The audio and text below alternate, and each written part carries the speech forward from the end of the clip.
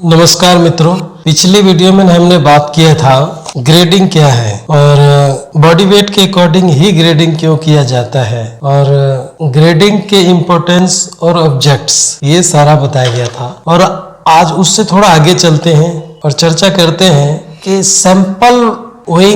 Sample wait के लिए हम क्या करते हैं, कितने % लेना चाहिए, उसके लिए हम बात करेंगे।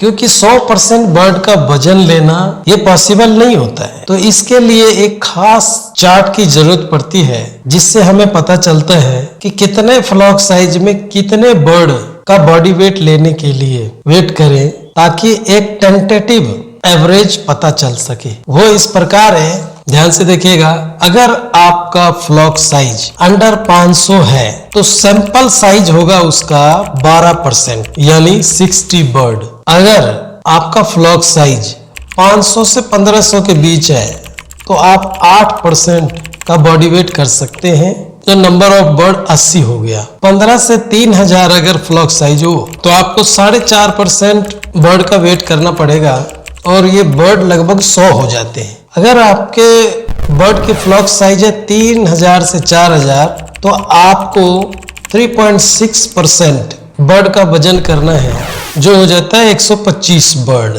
अगर 4000 से 6000 अगर साइज है बर्ड का फ्लॉक साइज तो आपने 3% वेट करना है, नंबर ऑफ बर्ड्स हो गए लगभग 150। अगर 6000 से 8000 फ्लॉक साइज है तो 2.3% का वेट करना है, सैंपल लेना है, तो नंबर ऑफ बर्ड्स हो गए 175। अगर आपके बर्ड का फ्लॉक साइज 8000 से 10000 है तो आपने 2% का वेट करना है, वो लगभग 200 बर्ड हो गए। अगर 10000 से 12000 का फ्लॉक साइज है तो 1.9%, ये तकरीबन हो गए 225 बर्ड। अगर आपके फ्लॉक साइज 12000 से 14000 है तो उसका सैंपल साइज होगा 1.8% और नंबर ऑफ बर्ड हो गए 250। अगर आपका बर्ड है 14 से 16000 तो आपने 1.7% सैंपल साइज करनी है, वो बर्ड हो गया नंबर ऑफ बर्ड लगभग 275। अगर आपके फ्लॉक साइज है 18 से 20000 तो आपने 1.6% सैंपल साइज करने हैं और बर्ड हो गए लगभग 325। अगर आपके फ्लॉक साइज 20000 से 22000 है तो आपका सैंपल साइज होगा 1.59%, वो तकरीबन नंबर ऑफ बर्ड हो जाते 350। अगर आपके बर्ड का फ्लॉक साइज 22 से 24000 है तो उसका सैंपल साइज होगा 1.56%, वो तकरीबन हो जाता है 375। अगर आपके फ्लॉक साइज 24 से 26000 हो गया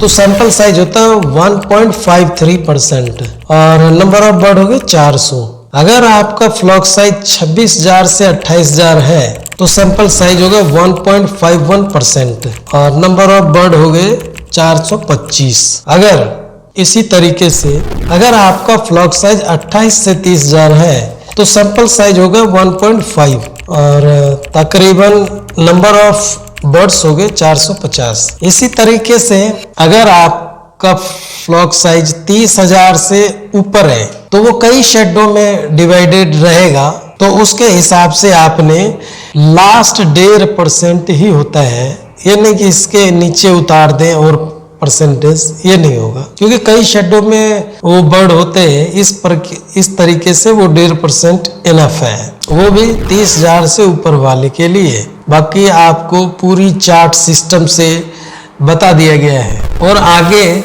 उसको यूनिफॉर्मिटी ग्रेड बनानी है। तो वो ग्रेड इस प्रकार है, जो भी स्टैंडर्ड बॉडी वेट है उसके 10% प्लस और 10% माइनस, उस तरीके से एक चार्ट बनानी है।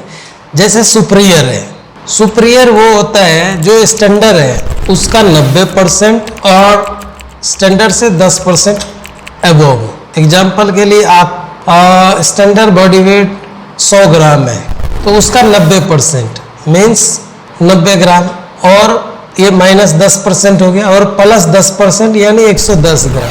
इस 90 ग्राम और 110 ग्राम बॉडी वेट के बीच वाले बर्ड को सुपीरियर कैटेगरी में रखते हैं। उसी प्रकार आगे आते हैं, उसका एक और ग्रेड होता है एक्सलेंट। तो एक्सलेंट भी इसी तरीके से आप सोच सकते हैं, 85% और 90% जो स्टैंडर्ड बॉडी वेट का हो, एक्चुअल बॉडी वेट, उसको एक्सलेंट रेंज में रखते हैं। वेरी गुड रेंज होता है 80% से 85% के बीच, और सेटिस्फैक्ट्री होता है 75 से 80%, और फेयर होता है 70% और 75% के बीच, और सबसे पुअर होता है लेस देन 70%, जो अक्सर गर्मियों में मिलता है।